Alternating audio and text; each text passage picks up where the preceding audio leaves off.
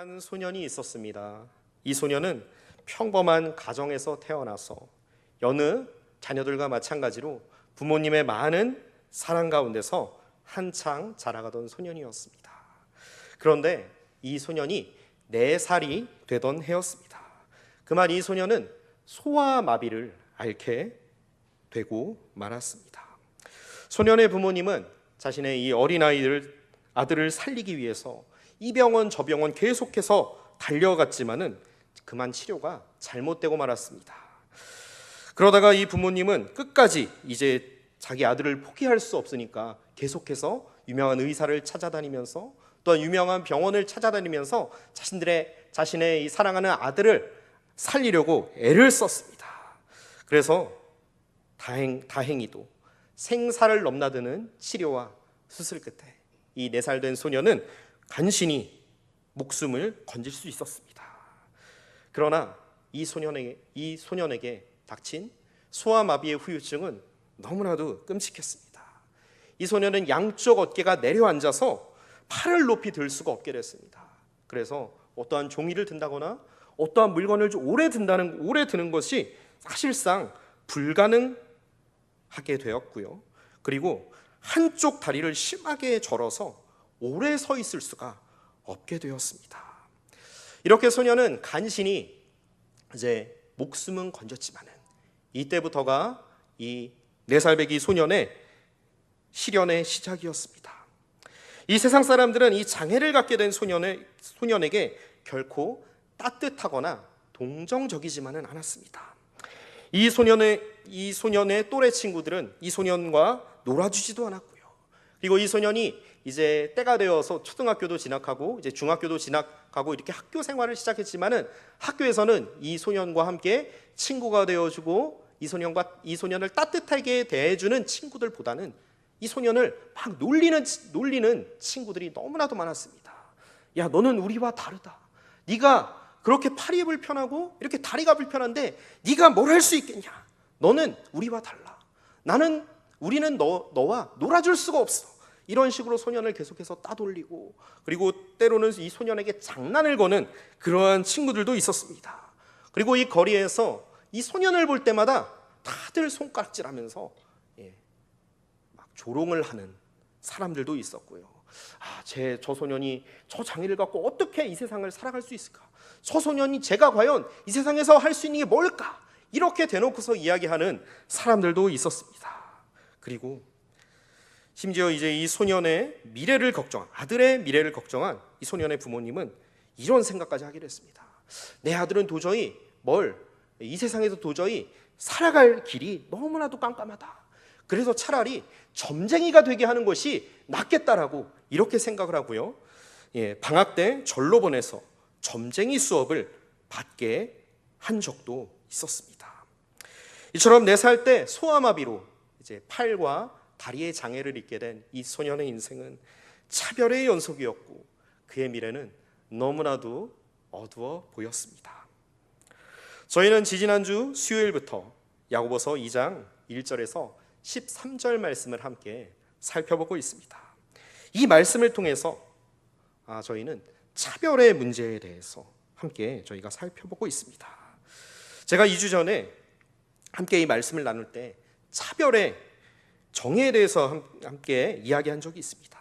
이 차별이라고 하는 것은 상대방을 동일한 가치로 대하지 않는 것이라고 말씀드렸습니다. 즉 무엇입니까? 하나님의 말씀으로 하나님의 눈으로 상대방을 바라보는 것이 아니라 나만의 기준과 나만의 잣대로 상대방을 바라보며 상대방을 대하는 것, 이것이 차별이라고 말씀드렸습니다. 자, 그러다 보니까 어떤 일이 벌어집니까? 내 눈에 보기에 조금이라도 괜찮은 사람, 좋은 사람, 마음에 드는 사람한테는 너무나도 잘해줍니다. 그러나 반대로 이렇게 좋은 사람이 있고 호감이 가는 사람이 있으면 이 세상에 반드시 어떤 사람이 있기 마련입니까? 그와 반대인 사람이 있기 마련이죠. 내가 정말 왠지 저 사람을 보면 정말 기분이 나쁘고 왠지 저 사람이랑 친해지면 안 될 것만 같은 사람들이 우리가 살아가면서 이런 사람들도 만나게 되는 것이 현실입니다. 근데 그런 사람들에게는 어떻게 대합니까? 아주 하대하고 아는 척도 하지 않고 이렇게 내가 호감을 갖는 사람들과는 좀 다른 태도로 대하게 되는 것이죠. 그런데 하나님께서는 우리 하나님의 백성들에게 어떤 삶을 명하셨습니까? 우리 함께 8절 말씀을 읽으시겠습니다. 우리 다 같이 한 목소리로 읽으시겠습니다. 너희가 만일 성경에 기록된 대로 내 이웃 사랑하기를 내 몸과 같이 하라 하신 최고의 법을 지키면 잘하는 것이거니와. 아멘. 자, 여기 8절에 보면은 어디서 많은 성경을 보다가 또한 설교를 통해서 듣다가 어디서 많이 듣던 그 말씀이, 그 계명이 나오지 않습니까? 바로 내 이웃을 내 몸과 같이 사랑하라. 이웃 사랑의 삶을 하나님께서는 명하셨습니다. 하나님의 말씀, 우리 흔히 구약에서는 율법이라고 하는데요, 이 율법은 크게 두 마디로 요약할 수 있습니다. 첫 번째는 무엇입니까? 하나님을 사랑하고 그리고 내 이웃을 사랑하라. 하나님 사랑과 이웃 사랑이죠. 특별히 야고보는 이 이웃 사랑에 대해서 이야기하면서 오늘 8절 말씀에서 이웃 사랑을 어떤 법이라고 표현하고 있습니까? 최고의 법이라고 이렇게 표현을 하고 있습니다. 그만큼 이 이웃 사랑이 너무나도 중요하다는 것이죠. 자, 근데 이 이웃 사랑이라고 하는 것은 우리가 8절에서 읽은 것처럼 내 이웃 사랑하기를 무엇과 같이 하는 것입니까? 내 몸과 같이 하는 것. 더 쉽게 이야기하면은 나 자신과 같이 사랑하라고 하는 것입니다. 여러분, 우리 자신이 얼마나 소중합니까? 우리 자신이 얼마나 귀한 존재입니까? 아마도 이곳에 계신 우리 성도님들께서는 다들 그렇게 믿고 계신 줄 믿습니다. 나 자신은 너무나도 소중한 존재고 나 자신은 너무나도 귀한 존재라는 사실입니다. 아멘이십니까? 자, 왜 그렇습니까? 우리는 누구의 형상대로 지음받은 존재이기 때문이죠. 하나님의 형상대로 지음받았기 때문입니다. 그리고 하나님께서는 죄로 인해서 영원히 죽은 우리를 구원하시기 위해 누구까지 아낌없이 보내주셨습니까? 독생자 예수 그리스도까지도 다 아낌없이 내어주셨습니다. 이렇게 아무것도 아닌 우리가 하나님의 은혜로 하나님의 백성이 되었고요, 그로 말미암아 하나님의 형상을 회복하게 된 놀라운 사건이 바로 예수 그리스도의 십자가와 부활을 통해서 일어난 줄 믿습니다. 그래서 우리는 흔히 예수님을 만나고 나서 우리에게 가장 나타나는 큰 변화 중 하나가 무엇인 줄 아십니까? 바로 이전보다 나 자신을 더욱더 귀하게 여기게 되었고, 이전보다 나 자신을 소중히 여기게 되는 것입니다. 자, 예수님을 믿기 전에, 예수님을 만나기 전에 우리의 모습은 어떻습니까? 우리 자신이 나 자신을 바라볼 때에 내가 너무나도 다른 사람들과 비교했을 때 너무나도 초라해 보이지 않으셨습니까? 나는 정말 잘하는 거에 아무것도 없어. 사실 저도 예수님을 만나기 전에 저 자신을 바라볼 때 칭찬할 거리가 하나도 없어 보였습니다. 남들보다 더 잘하는 것이 하나도 없어 보였습니다. 나는 정말 키도 작고 그렇다고 해서 공부도 잘하는 것도 아니고 운동도 잘하는 것도 아니고, 그리고 날씬하지 않고 뚱뚱하고 어느 것 하나 딱 봐도 다른 사람들과 딱 비교해 봤을 때 내가 더 나아 보이는 것이 하나도 없는 것입니다. 그래서 어떨 때는 실제로 제가 중고등학교 시절에 이런 생각까지 든 적이 있었습니다. 나 같은 놈이 왜 이 세상에 살까라는 이런 극단적인 생각까지도 든 적도 있었습니다. 그런데 예수님을 만나고 나서는 이러한 저의 생각이 바뀌게 되었습니다. 왜냐하면은 성경에선 뭐라고 말씀하고 있습니까? 우리가 하나님의 형상대로 지음받은 존귀한 존재라고 말씀하고 있습니다. 그리고 아까도 말씀드렸지만은 이런 죄로 인해서 타락한 우리를 구원하시기 위해서 예수 그리스도까지 아낌없이 우리에게 보내주신, 이 땅에 보내주신 그 하나님의 놀랍고 크신 그 은혜와 사랑 때문에 하나님께서 나를 얼마나 사랑하시는가, 이렇게 보니까 이런 하나님의 은혜와 사랑을 깨닫게 되니까요, 저 자신이 다르게 보이더라고요. 내가 비록 이렇게 못하는 것도 있고 때로는 남들보다 좀 못해 보이는 것도 있지만은 남들이 갖지 못한 그러한 은사가 나에게도 있구나, 그러한 재능들을 하나님께서 나에게 주셨구나, 하나님께서 부족하지만 나 같은 사람을 통해서도 역사하시는구나라는 이러한 하나님의 역사하심을 보게 되었습니다. 얼마나 감사한지 모르겠습니다. 이러한 하나님을 만나고 이러한 예수님을 만나고 나니까 정말 삶의 기쁨이 넘치게 되고요. 정말 살아가는데 정말 재미가 저는 생기게 됐습니다. 아마도 이곳에 계신 우리 성도님들께서도 예수님을 만난 이후에 이러한 경험들이 다 있으신 줄 믿습니다. 그런데 동시에 우리가 기억해야 될 것이 있습니다. 나 자신 너무나도 귀한 존재입니다. 하나님의 형상으로 지음받았고 예수 그리스도께서 나를 위해서 죽으심으로 말미암아 나를 핏값으로 사신 아주 귀한 존재이지요. 그런데 누구 또한 하나님의 형상대로 지음받았습니까?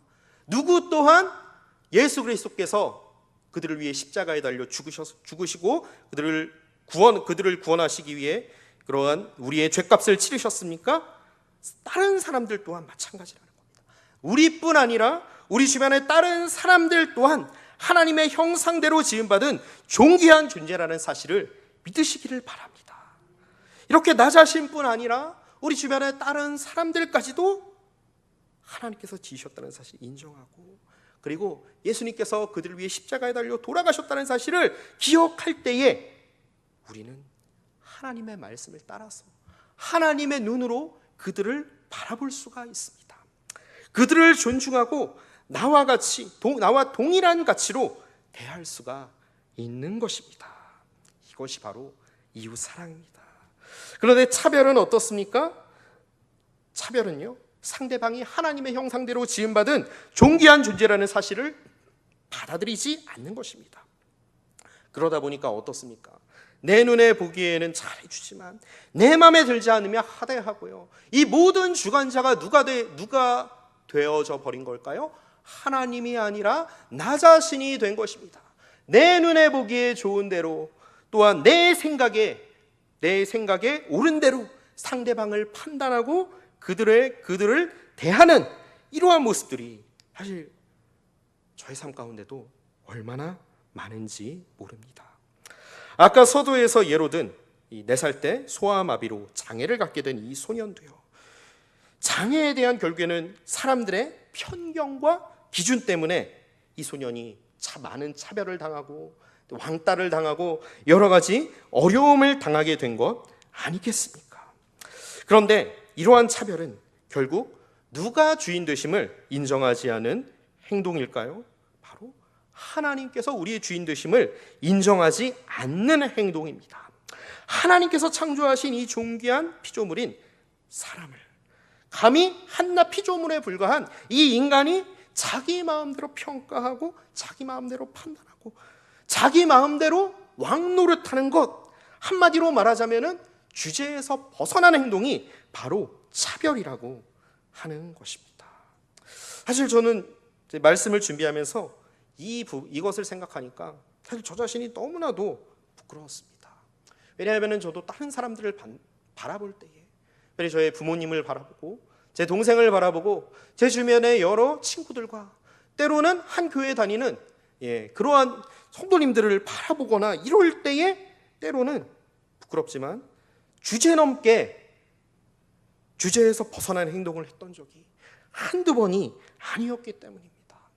그들을 바라볼 때에 하나님의 눈으로 바라보는 것이 아니라 내 뜻과 내 생각대로 바라본 적이 너무나도 많았거든요. 사실 저도 얼마나 많은 차별들을 행했는지 모릅니다. 자, 이웃사랑이 하나님께서 명하신 최고의 법이라는 사실을 언급한 야고보는 이 차별에 대해서 9절에서 뭐라고 이야기하고 있습니까? 우리 9절 말씀을 함께 읽으시겠습니다. 만일 너희가 사람을 차별하여 대하면 죄를 짓는 것이니 율법이 너희를 범법자로 정죄하리라. 자, 차별에 대해서 야고보는 한마디로 이렇게 이야기하고 있습니다. 죄라고 이야기하고 있습니다.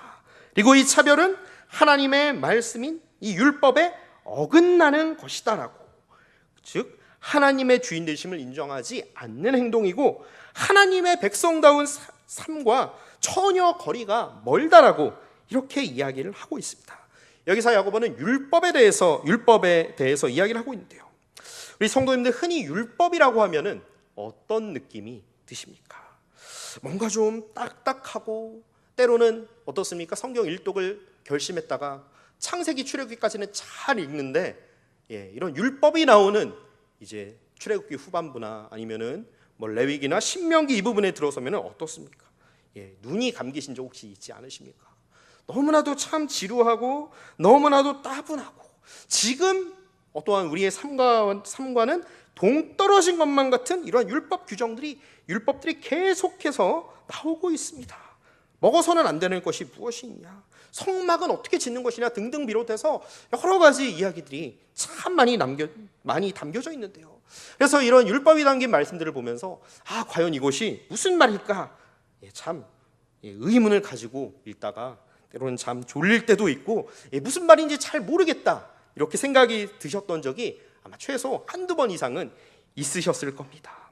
그런데 이 율법이라고 하는 것은 무엇이냐면요, 하나님께서 하나님의 백성으로 택하신 이스라엘 백성들에게 주신 하나님의 법도라고 할 수 있습니다. 즉 하나님의 백성으로서 구체적인 삶의 모습들이 담긴 그 말씀이 바로 이러한 율법입니다. 너희는 이 세상 속에서 구별된 하나님의 백성답게 살아라. 그런데 이렇게 살아가라 이렇게 해서 아주 길게 구체적으로 이스라엘 백성들에게 주신 것이 바로 이 율법이라고 하는 것입니다. 야고보는 이 율법의 이 원리에 대해서 오늘 10절에서 11절 말씀을 통해 이렇게 이야기하고 있습니다. 우리 10절과 11절 말씀을 함께 읽으시겠습니다.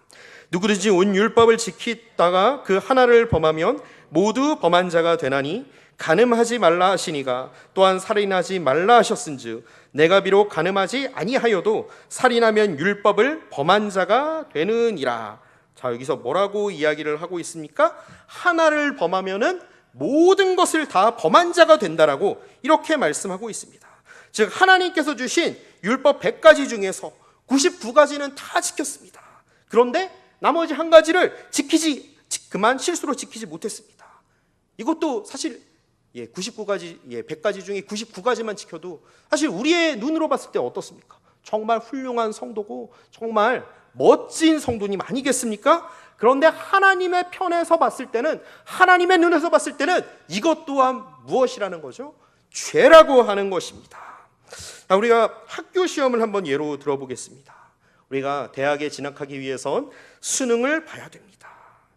그런데 이 수능을 볼 때는 어떻습니까? 만점을 받으면 좋겠지만은 굳이 만점을 받지 않는다 하더라도 가능한 높은 점수를 받으면은 내가 원하는 대학에 들어갈 수가 있습니다. 그리고 우리가 대학에 들어가서 이제 성적 장학금을 받기 위해서는 어떻게 해야 됩니까? 만점까지는 아니라 하더라도 중간고사나 기말고사에서 어느 정도 기준치 이상의 점수만 받으면은 장학금을 받을 수 있습니다. 우리가 좋은 직장에 취직하려고 할 때도 그렇죠. 만점 받지 않더라도 어느 정도 커트라인만 넘어서면은 다 그 직장에 들어갈 수가 있습니다. 물론 이렇게 좋은 성적을 받고 이렇게 이 커트라인을 넘는 과정이 결코 쉽지만 않지만 말입니다. 그런데 이 율법을 지키는 것은 이런 우리가 이 세상에서 치르는 시험들과는 전혀 다른 것입니다. 어느 정도 점수만 받으면 합격하고 장학금을 받는 그러한 이 세상의 시험들과는 달리 어떻습니까? 남들에 비해서 율법을 많이 지키던 적게 지키던, 그리고 크게 어기던 적게 어기든지 간에 하나님 앞에서는 모두가 동일한 죄인이라고 하는 것입니다. 그러면서 야고보는 11절에서 어떤 계명들을 예로 들고 있습니까? 간음과 살인을 예로 들고 있습니다. 사실 오늘날에도 간음이라고 하는 것, 살인이라고 하는 것 정말 큰 죄 아니겠습니까? 그런데 이 구약에서는 이 간음죄나 살인죄를 지은 사람들, 신명기 19장 말씀과 신명기 22장 말씀을 보면요, 이 간음과 살인을 범한 사람들은 어김없이 다 죽을 수밖에 없었습니다. 사형을 선고받았습니다. 그런데 이 야고보는 가장 중죄에 해당하는 이 간음과 살인을 예로 들면서 이렇게 이야기를 하고 있습니다. 자, 살인한 사람은 간음을 하지 않았다 하더라도 어떤 사람입니까? 살인자요, 율법을 어긴 사람이죠. 그리고 가늠한 사람은 어떻습니까? 비록 그가 살인을 하지는 않았어도 하나님 죄를 엄연히 하나님 앞에서 죄를 범한 것입니다. 그 이유가 무엇입니까? 살인과 이 간음 둘 다 하나님의 뜻이 아니기 때문입니다. 하나님의 백성의 합당한 삶과는 전혀 거리가 멀기 때문입니다. 그런데 오늘 말씀에서 왜 야고보는 이 차별에 대해서 이야기를 하다가 뜬금없이 간음과 살인에 대해서 언급을 하고 있을까요? 그것은 바로 차별 또한 무엇임을 알려주기 위함입니까? 죄라는 것입니다. 이웃을 너희 마음대로 판단하고 너희 기준대로 바라보는 그 이러한 차별 역시 하나님께서 주신 율법을 저버린 죄라는 것이죠. 하나님의 주인 되심을 인정하지 않은 그러한 삶이라는 것입니다. 하나님의 백성이라는 우리의 신분을 망각하는, 그것과는 전혀 거리가 먼 행동이라고 하는 것입니다. 자, 이 율법이라고 하는 것은 많이 지키던 또한 적게 지키던 간에 동일하게 하나님 앞에서는 다 죄라고 하는 것입니다.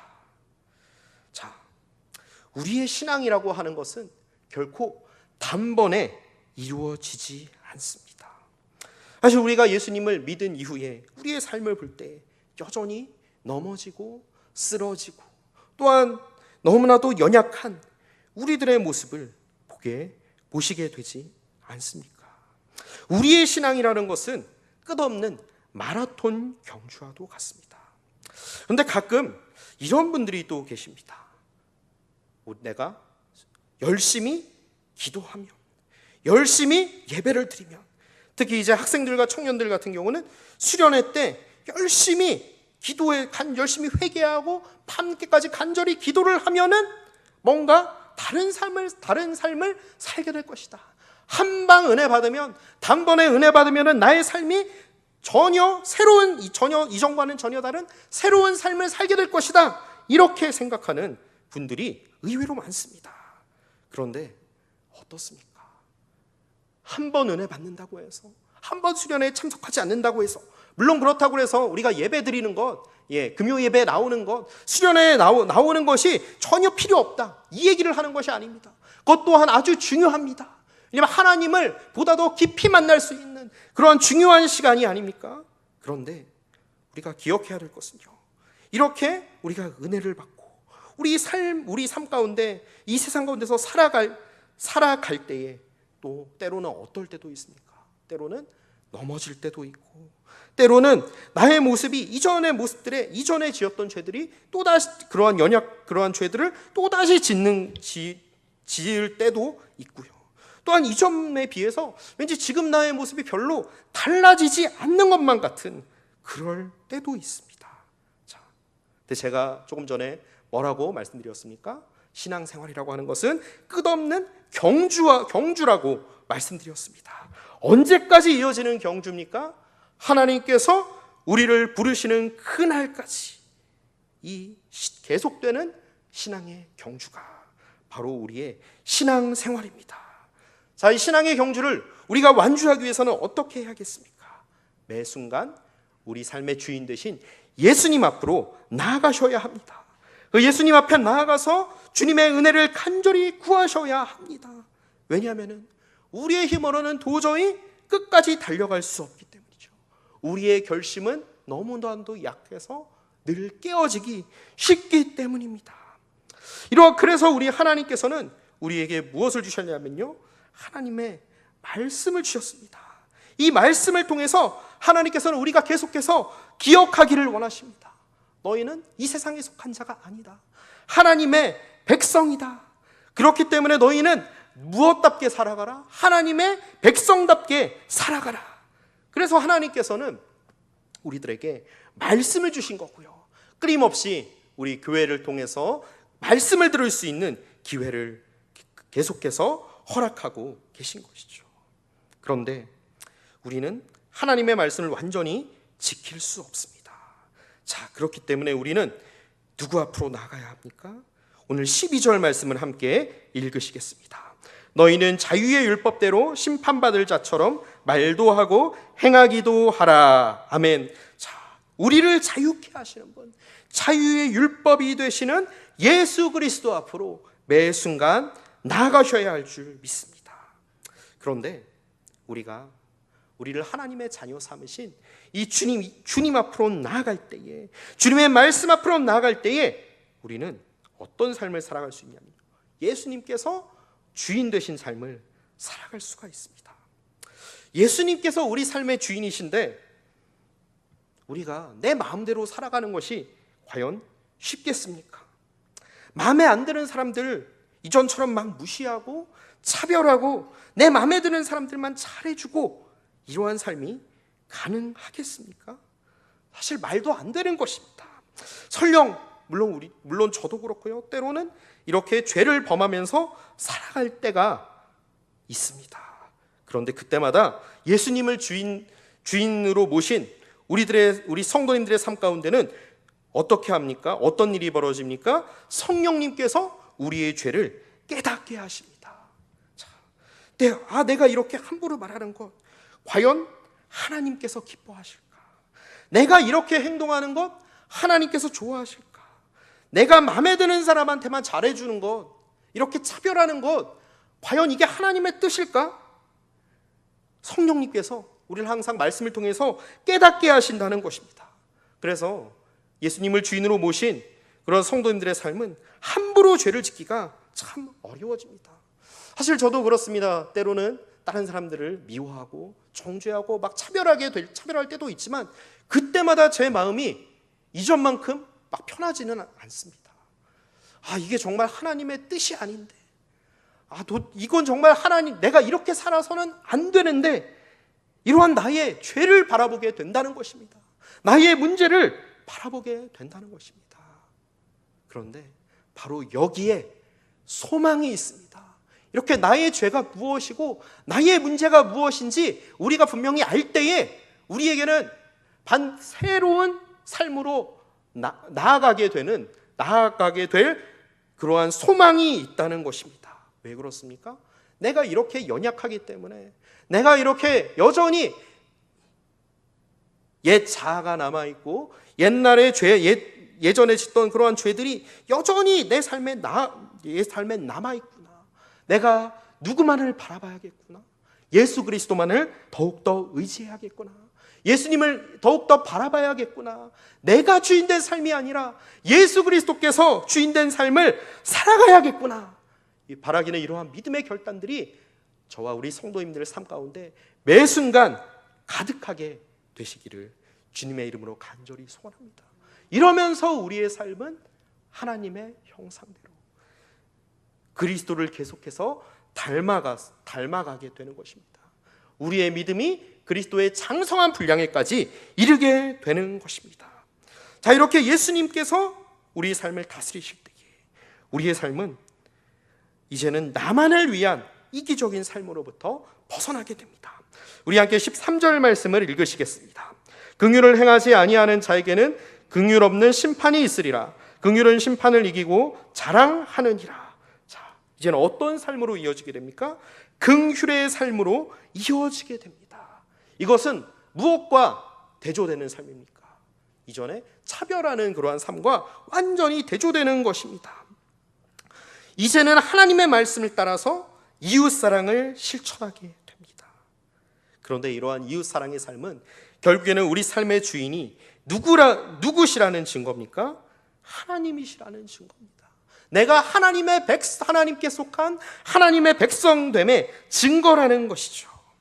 이렇게 하나님의 말씀을 따라서 이 땅 가운데서 하나님 백성답게 살아갈 때에 그 결과는 무엇입니까? 13절 말씀에 나온 것처럼 심판을 이기게 됩니다. 할렐루야.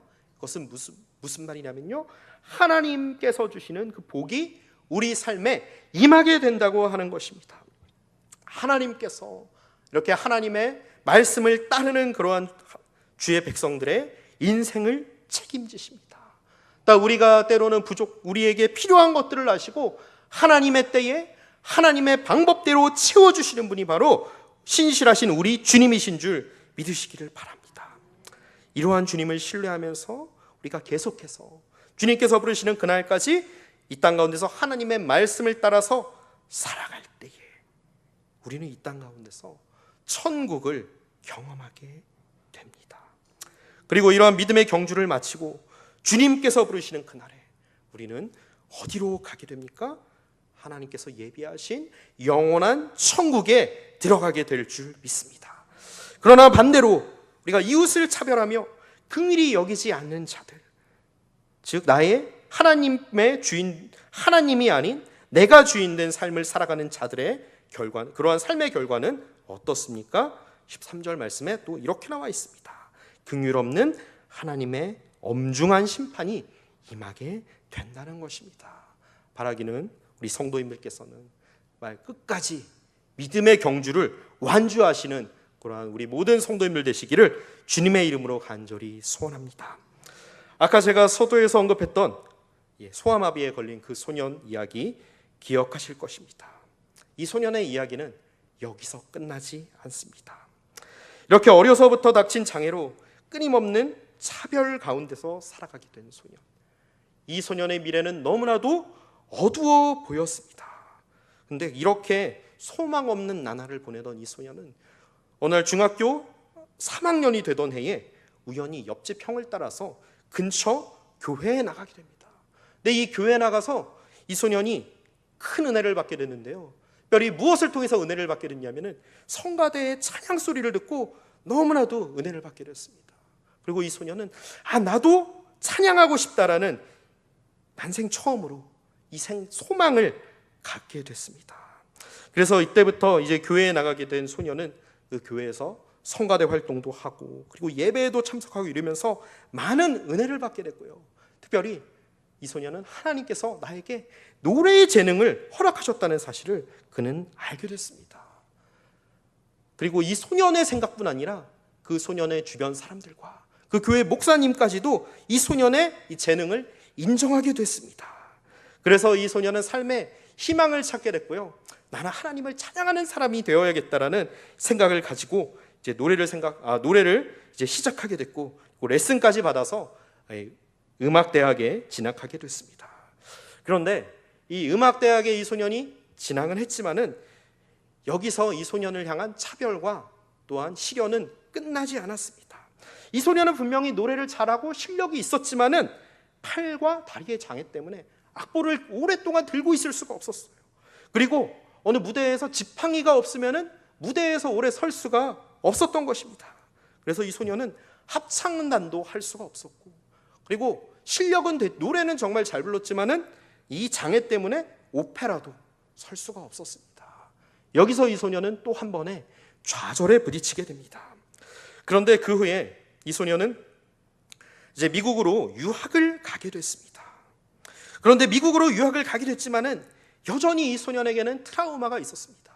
내가 한국에서 학교에 다닐 때 실력은 있었지만은 합창단도 못 서게 되고 그 오페라도 못 하게 되고 다른 사람들이 그를 차별했던 이러한 기억들이, 그러한 상처들이 여전히 이 청년이 된 소년 가운데 남아 있었던 것입니다. 그런데 어느 날 그를 향해서 한 미국인 교수님이 이 한마디를 던졌다는 것입니다. Why not? 왜 안 된다는 거지? 하면 되잖아. 이 말 한마디를 이 청년이 된 소년에게 던졌던 것입니다. 그 교수님이. 그리고 그 교수님은 덧붙여서 이렇게 이야기를 하셨다고 합니다.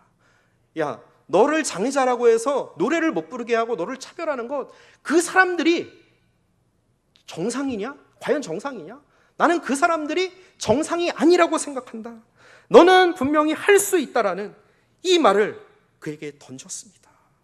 그러자 이 말을 듣는 이 청년은 큰 힘을 얻게 됐고 노래에 더욱더 매진하게 됐습니다.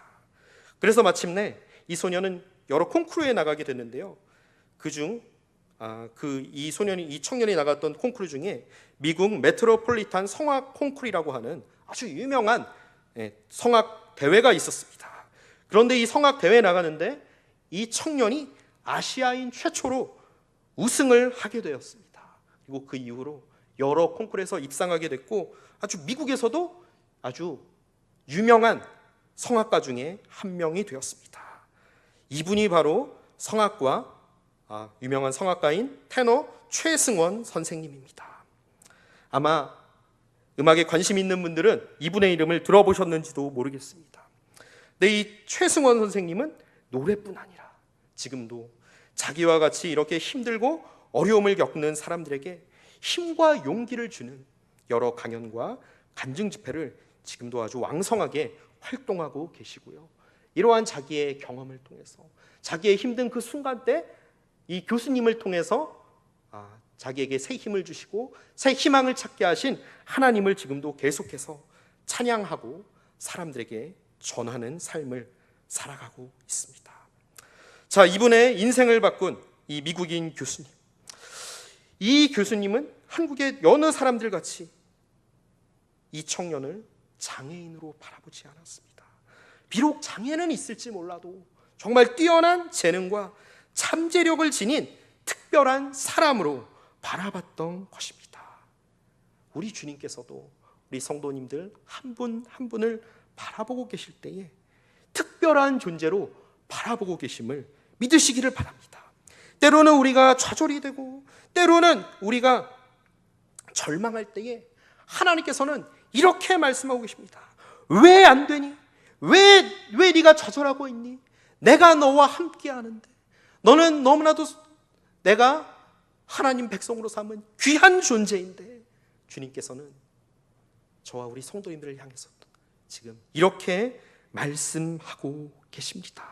또한 주님께서는 우리 주변에 다른 분들 또한 그렇게 바라보고 계신 줄 믿습니다. 바라기는 우리 오늘 말씀을 기억하시면서 우리 주변에 여러 사람들을 바라볼 때에 우리의 가족들, 우리의 친구들, 그리고 함께 신앙생활을 하시는 우리 성도님들을 바라볼 때 이러한 하나님의 눈으로 정말 존귀한 하나님의 형상이구나, 저분은 내가 사랑해야 될 그러한 분이구나 하는 생각으로 그러한 눈으로 바라보시는 모든 성도님들 되시기를 주님의 이름으로 간절히 소원합니다. 그럴 때에 그들을 향한 우리의 마음과 생각이 바뀌게 되고요, 행동이 바뀌게 되고요, 정말 우리의 삶을 통해서 정말 이웃사랑의 열매들, 긍휼의 열매들이 맺히게 될 줄 믿습니다. 우리 함께 기도하시겠습니다.